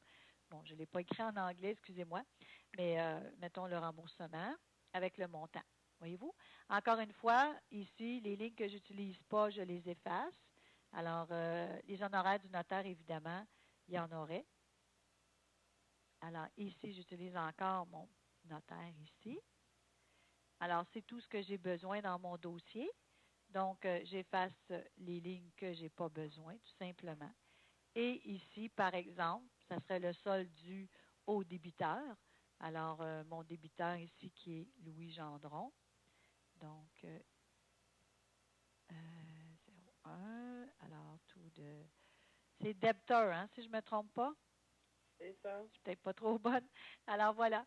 Donc, ça vous fait un petit résumé en même temps de débours, mais vous pouvez utiliser débours pour refinancement. Et là, cette fois-ci, quand je vais fusionner, je vais demander le mémoire de refinancement, mais cette fois-ci en anglais, parce que c'est un dossier en anglais.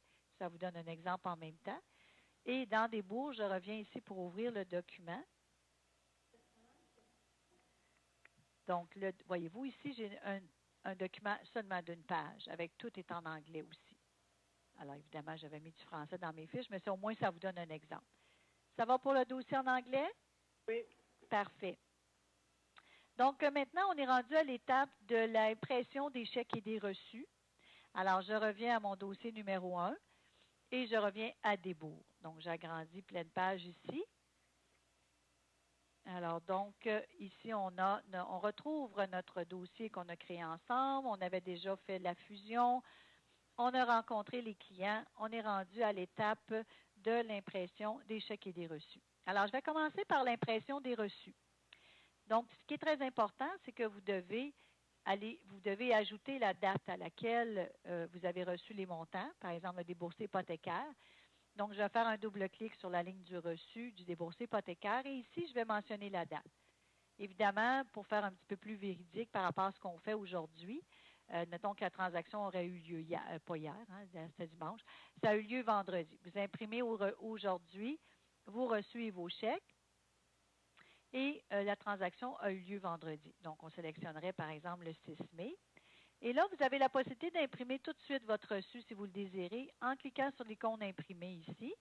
Alors, vous avez un exemple ici d'un reçu qu'on imprime sur papier blanc, donc sur page blanche. Alors, je ne sais pas, vous, notaire Robinson, est-ce que vous imprimez en ce moment sur des reçus préimprimés ou des pages blanches? Préimprimés. Préimprimés, d'accord. Et notaire Auclair, vous verrez, vos chèques et vos reçus ne sont pas commandés, j'imagine? Non, non.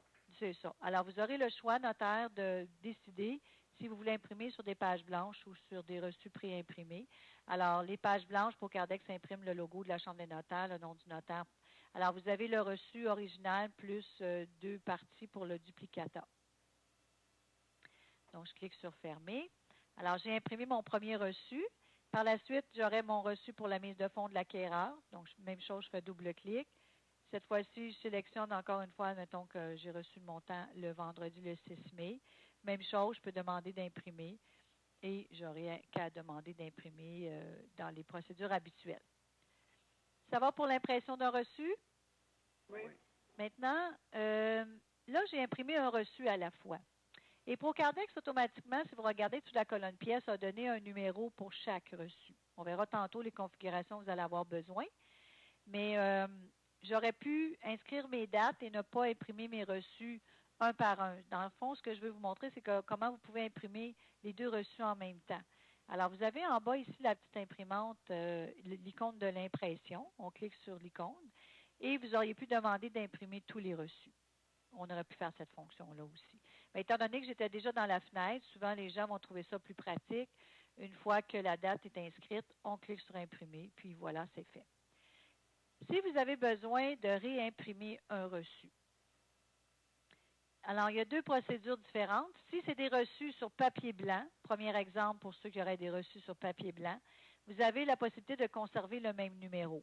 Donc, vous pouvez réimprimer plusieurs fois si vous le désirez en conservant le même numéro. Alors, vous faites un double-clic dans la fenêtre, vous demandez d'imprimer. Pour Cardex conserve le même numéro. Par exemple, comme vous, notaire Robinson, vous avez des reçus préimprimés. Donc, vous ne pouvez pas conserver. Donc, vous ne pouvez pas conserver le même numéro. D'accord? Alors, donc, ce que vous faites, c'est que vous revenez dans la fenêtre de votre reçu. Vous effacez le numéro avec sur le clavier la touche supprimer ou backspace, là, delete ou backspace en bon français. On efface le numéro. Il ne faut jamais mettre le numéro vous-même. Jamais. C'est pour Cardex qui va le mettre. Automatiquement, quand vous allez demander d'imprimer, vous allez avoir la bonne numérotation. C'est pour Cardex qui le sait. Donc, si je clique sur Fermer, une fois que j'ai terminé, puis je clique sur OK, donc là, les numéros appropriés sont là. Maintenant, pour l'impression des chèques. les chèques, c'est différent. On n'a pas à aller dans chaque chèque, de mettre la date du jour, parce que lorsque vous imprimez des chèques, normalement, pour Cardex, il va mettre la date du jour. Et, avant de vous montrer l'impression des chèques, je m'excuse. Je veux vous montrer quelque chose avec le lien de la fiche de Mme Bernier. OK? Là, on a imprimé nos reçus, tout ça, c'est beau. Si je fais double-clic sur la fiche de Mme Bernier, Procardex va vous amener automatiquement à l'onglet Fidéicommis. Je vous ai montré rapidement qu'ici, on retrouve l'historique du fidéicommis d'une fiche client. C'est un dossier en 2008. Ici, un petit peu plus loin, j'ai des dossiers en 2007. Donc, ça veut dire que ma transaction que je suis en train de faire en 2011 n'est pas inscrite encore dans la fiche. Et c'est normal. D'accord? Donc, ça veut dire que mon solde pour mon dossier numéro 1, ici, dans ma fiche, il est à 0. L'argent n'est pas rendu. C'est ce que je veux vous dire. C'est qu'on a beau avoir imprimé le reçu n'est pas inscrit encore dans la banque, dans l'historique du fidéicommis. Vous allez voir où je veux en venir maintenant. Là, on est rendu à l'impression des chèques. Alors, ici, ce que vous faites, normalement, vous comptez le nombre de chèques que vous avez imprimés. J'en ai 1, 2, et vous 3, 4, 5. J'ai 6 chèques à imprimer. OK? Alors, vous pouvez mettre les 6 chèques dans l'imprimante. Et cette fois-ci, je vais utiliser l'icône imprimer et je vais demander d'imprimer tous les chèques. Alors, en une seule opération, je vais cliquer sur OK. Et là, Procardex va vous donner un avertissement. C'est marqué « Attention, le solde actuel inscrit dans la fiche en fidéicommis pour ce dossier est à 0. » J'ai fait exprès pour aller dans la fiche du client avant pour vous montrer qu'il y avait des transactions 2007, 2008. Mais ceux de 2011 ne sont pas inscrites du tout. Alors, nous, là, on a créé une fonction pour valider le solde dans les fiches. Alors, avant d'imprimer des chèques, on vous avertit qu'il n'y a pas d'argent dans ce dossier-là dans la fiche du client. Alors, on dit le total des chèques non reportés dans les débours est de montant total. Si vous continuez, le solde de la fiche pourrait être en négatif suite à l'impression et au report des chèques. Voulez-vous continuer? Donc, on vous avertit que les reçus n'ont pas été reportés encore dans la fiche. Il n'y a pas d'argent pour ce dossier-là. Est-ce que vous voulez continuer? Bon, ça, c'est le premier exemple de ce que vous pouvez faire. Là, maintenant, je vais vous montrer la configuration, justement, du solde comme ça, pour vous donner plusieurs exemples. Donc, qu'est-ce qu'on a mis par défaut dans le logiciel pour que vous ayez cette question-là? Alors, je vous amène dans le menu « Outils, pilotage, système ». Et je vous amène à l'onglet « Dossier ». Alors, par défaut, lorsqu'on vous installe Procardex, on vous donne la possibilité, justement, de valider le solde ou non. Alors, moi, j'ai un crochet. C'est pour ça qu'il m'a averti. Alors, vous, en tant que notaire, vous devez décider si vous travaillez avec quelqu'un d'autre ou pour vous-même. Est-ce que vous voulez vous protéger? Est-ce que Procardex, vous voulez que Procardex regarde dans la fiche du client si c'est quoi le solde? Alors, vous décidez si vous voulez valider le solde ou non. Une fois que vous avez demandé la validation, et là, vous indiquez si vous voulez autoriser l'impression des chèques, même si le solde est en négatif. Alors, et là moi, j'autorisais, j'aurais pu continuer quand même. Mais admettons que j'enlève l'autorisation. Regardez bien ce que ça donne. Là, je vais demander l'impression des chèques, comme tantôt. Alors, j'ai cliqué sur « Imprimer », je demande d'imprimer tous les chèques, je dis « OK ». Cette fois-ci, là, Procardex va m'empêcher de continuer. Alors, on dit la même chose que tantôt. Le solde actuel inscrit dans la fiche pour ce dossier est à 0. Le total des chèques est à temps. Le solde est insuffisant. Et on vous dit qu'est-ce que vous devez faire. On dit procéder à l'impression et au report des reçus. Je les ai déjà imprimés, les reçus, mais je ne les ai pas reportés. C'est pour ça que le solde de la fiche est à 0. Alors, et report des reçus du dossier avant de poursuivre l'impression des chèques. Vous n'avez pas le choix, vous ne pouvez pas continuer. Alors, maintenant, je vous montre que si vous avez choisi cette option-là de valider le solde et de vous empêcher d'imprimer des chèques, si les reçus ne sont pas reportés en fidéicommis, bien, vous allez avoir une protection supplémentaire. Alors, c'est vous, en tant que notaire, de décider c'est quoi vous voulez. Donc, ici, j'ai imprimé mes reçus tantôt, vous vous souvenez? Sauf que là, je vais demander à Procardex de reporter ce montant-là à l'intérieur de la fiche du client pour me permettre d'imprimer mes chèques. Alors, c'est ce que je fais maintenant. Donc, pour reporter la transaction courante, je sélectionne mon reçu et on va utiliser l'icône ici « Reporter ». Et on va lire attentivement la question. Voulez-vous faire le report de toutes les transactions? Appuyez sur « Oui » pour faire le report de toutes les transactions. Je ne peux pas faire le « Oui » parce que Je n'ai même pas imprimé mes chèques encore. Donc, pour reporter une seule transaction, on dit appuyer sur le bouton non, sur non, pour faire le report de la transaction courante. Alors, je clique sur le bouton non. Et là, regardez, je vais faire un double clic, je vais entrer dans la fiche de Mme Bernier. Et regardez, le 195 500, il est rendu. Dossier numéro 1 en date d'aujourd'hui. L'argent, mais j'en ai pas suffisamment pour faire tous mes chèques là. Il me reste à reporter aussi mon deuxième reçu. Alors, je sélectionne la ligne correspondante, je clique sur reporter et je clique sur le bouton non à nouveau. Alors, regardez bien si à nouveau je retourne dans la fiche de Mme Bernier. Alors là, j'ai l'argent suffisamment dans ma fiche pour imprimer mes chèques. Fait, comme je vous dis, c'est à vous à décider en tant que notaire, c'est quelle protection ou quelle validation vous voulez. Maintenant, je suis prête à imprimer mes chèques. Il va me permettre d'imprimer mes chèques parce que mon argent est rendu dans la fiche.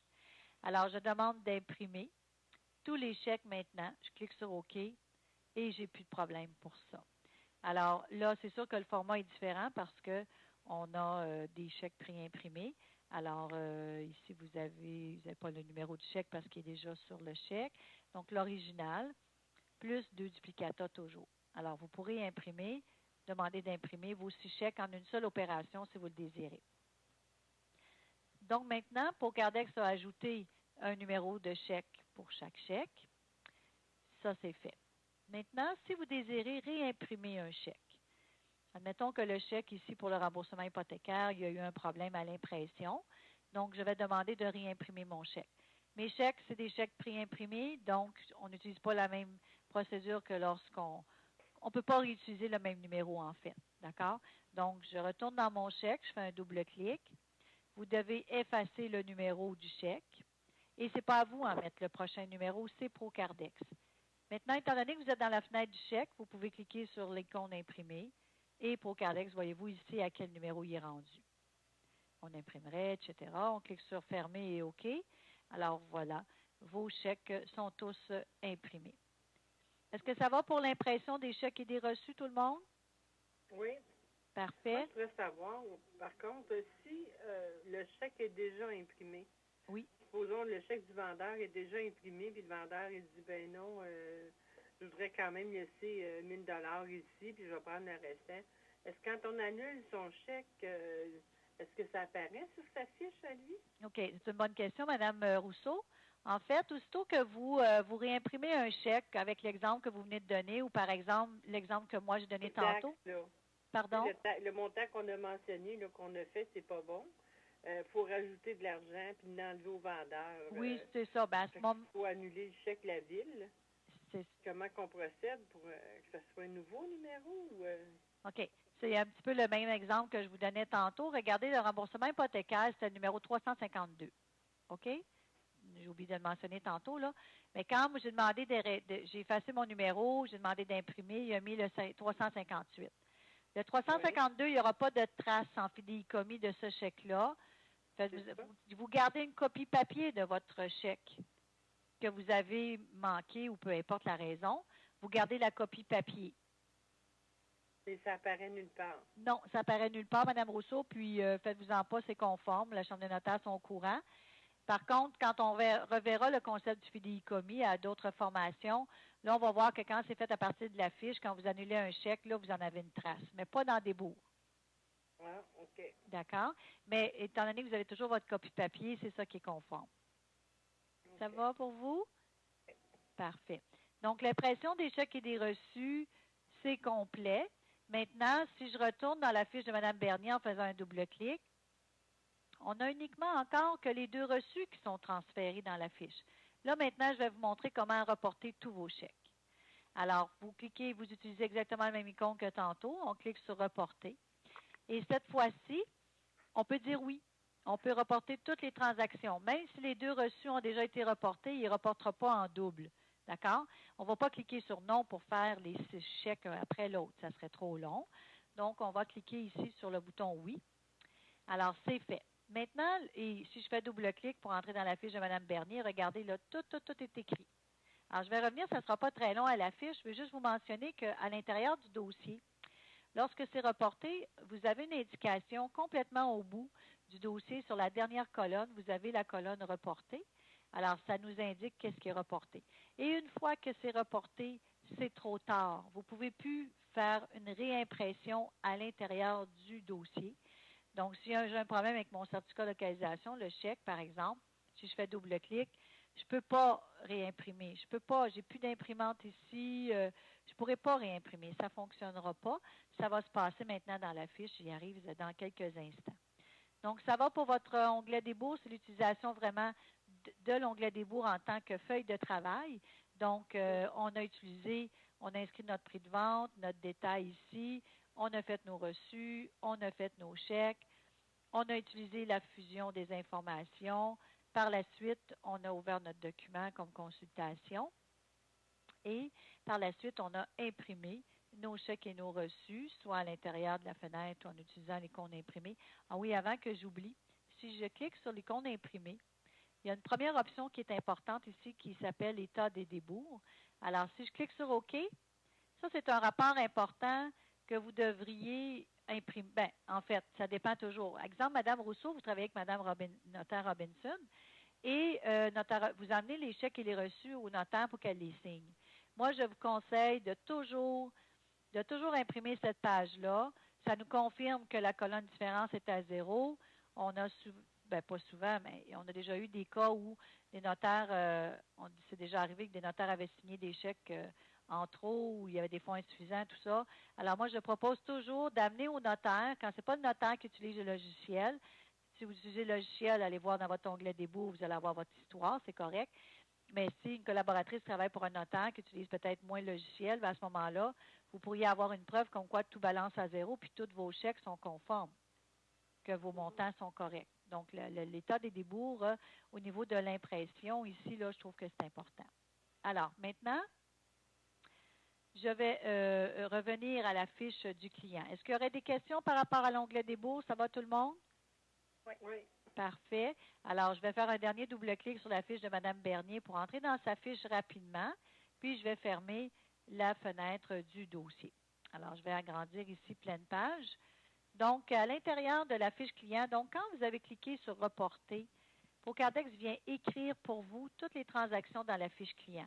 Donc, l'étape qu'il a faite, c'est comme anciennement, ou si vous utilisiez un logiciel ou non avant, ou quand on le faisait manuellement, on avait besoin d'écrire tout sur une carte client, les chèques et les reçus qui avaient été faits. Bien, c'est Procardex qui le fait pour vous.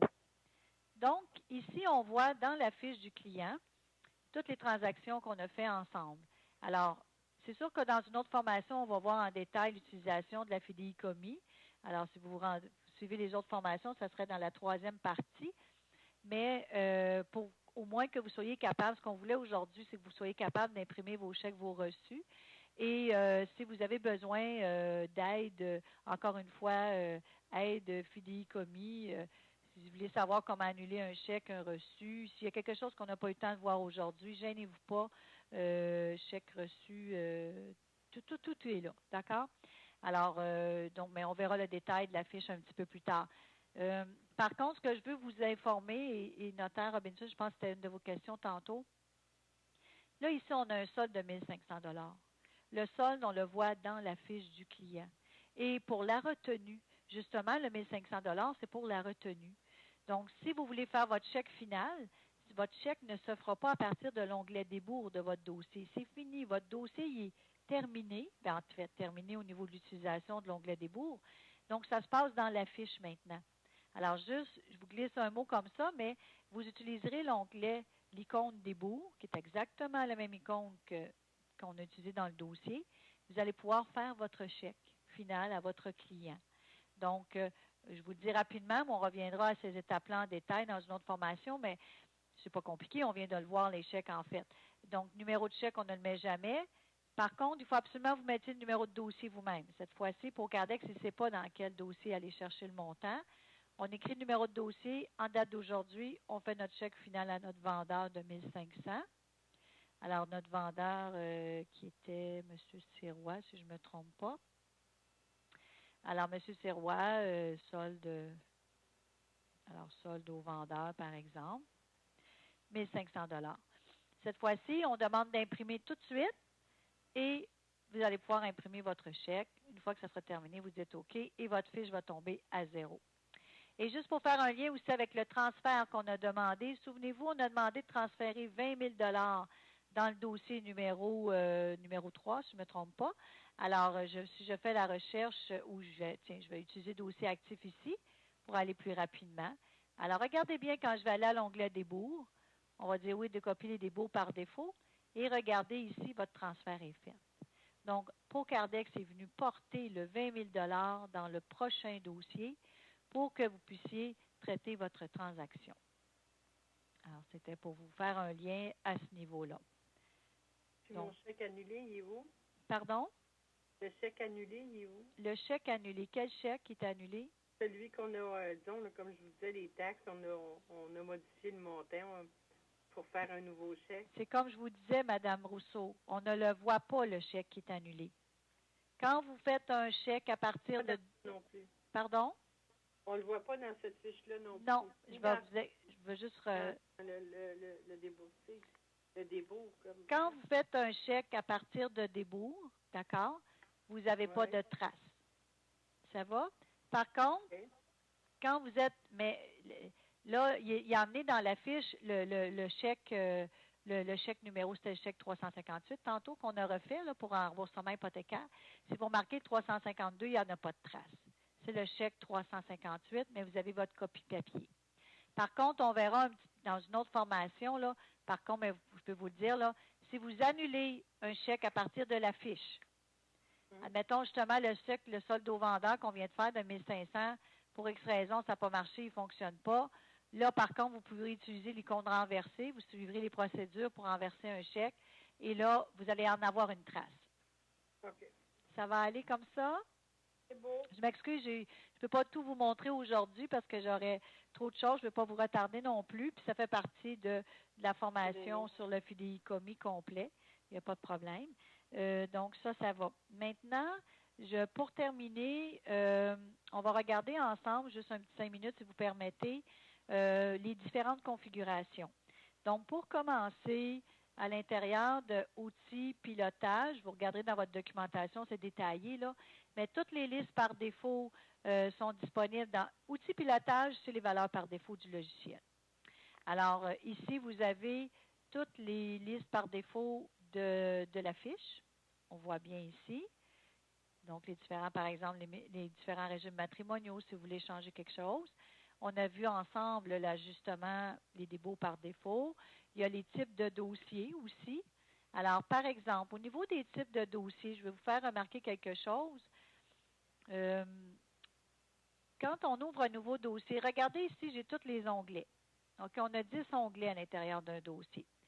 Quand je sélectionne ici, je vais sélectionner un type de dossier, par exemple, testament mandat.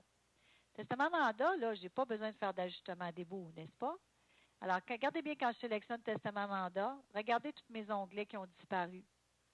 Alors, vous pouvez décider des onglets que vous désirez à l'intérieur des dossiers, selon le type de dossier. Ça, c'est tout nouveau avec la mise à jour, si vous l'avez. Alors, c'est outils pilotage type dossier. Alors, regardez ici dans prévente, par exemple. Moi, pour un prêt, on coche ici les cases des onglets qu'on désire conserver. Donc, j'ai enlevé l'onglet intervention, j'ai enlevé l'onglet notes. D'accord? Et si je vais voir dans testament mandat, je l'avais déjà fait à l'avance, j'ai indiqué que je ne voulais pas l'onglet désignation, intervention, ajustement et débours. Donc, vous pouvez personnaliser les onglets que vous désirez voir selon le type de dossier. D'accord? Et ça, c'est tout nouveau. Là. Ça fait partie des nouvelles fonctions. Même chose à l'intérieur d'une fiche client. Bien, même chose. En fait, quelque chose qui se ressemble. Dans une fiche client, vous avez aussi les 10 onglets. Si vous dites, moi, l'onglet, je ne sais pas, moi, avoir, je ne l'utilise pas. Alors, vous pouvez cliquer sur l'icône afficher onglet et enlever, par exemple, décider de ne pas voir l'onglet avoir. Je clique sur OK. Regardez, il n'est plus là. Et pour toutes les fiches que vous allez consulter, c'est comme ça. Ça va être la même configuration. La journée que vous allez vouloir revoir l'onglet avoir, il va falloir retourner dans la configuration pour l'activer. Donc, ça va. Donc, on a ici les listes déroulantes. Vous regarderez ça selon tous les types de dossiers que vous voulez créer aussi. Ce qu'on a vu aujourd'hui aussi dans pilotage système, Vous regardez aussi dans votre documentation qu'est-ce que vous pouvez configurer au niveau de façon générale, la dimension des écrans, la police de caractère. Regardez ici, la configuration de l'agenda. Alors, comme je vous disais, moi, mon agenda est gradué aux 15 minutes. Vous pouvez le graduer aux 30 minutes si vous désirez. Vous avez aussi la possibilité de configurer le fait d'ouvrir l'agenda au démarrage de ProCardex. Donc, si vous cochez cette option-là, parce que vous utilisez toujours l'agenda, il va s'ouvrir tout seul quand vous allez entrer dans ProCardex. Et ProCardex aussi une fonction de rappel. Alors, c'est-à-dire que, tantôt, j'ai oublié de vous le mentionner. Je m'excuse, je vais juste revenir dans l'agenda rapidement. Donc, pour mon rendez-vous du 19 ici, 15 minutes, là, je l'ai changé aux 30 minutes au lieu de 15 minutes. Mais ProCardex va m'avertir 30 minutes avant que le rendez-vous ait lieu. Je vais avoir un avertissement à l'écran. Alors, je voulais vous le mentionner à nouveau. Donc, dans Outils pilotage système, ici, il faudra activer la fonction de rappel à ce moment-là. Alors, regardez les configurations que vous devrez faire. Si vous achetez une imprimante à étiquette, c'est ici que vous allez la sélectionner, par exemple. Au niveau des fiches, regardez qu'est-ce que vous voulez configurer par défaut. Ce qu'on a vu aujourd'hui au niveau des dossiers, la numérotation des dossiers ici. Et les configurations de validation, comme on a indiqué. Et les autres configurations, ça va venir au fur et à mesure avec vos autres formations. Et avant de commencer à utiliser l'onglet Débours, il va falloir créer votre compte bancaire. Donc, dans Outils compte bancaire, c'est ici que vous configurez votre compte bancaire. Et c'est dans ces étapes-là ici que vous allez aussi, indiquer votre prochain numéro de reçu, votre prochain numéro de chèque. Donc,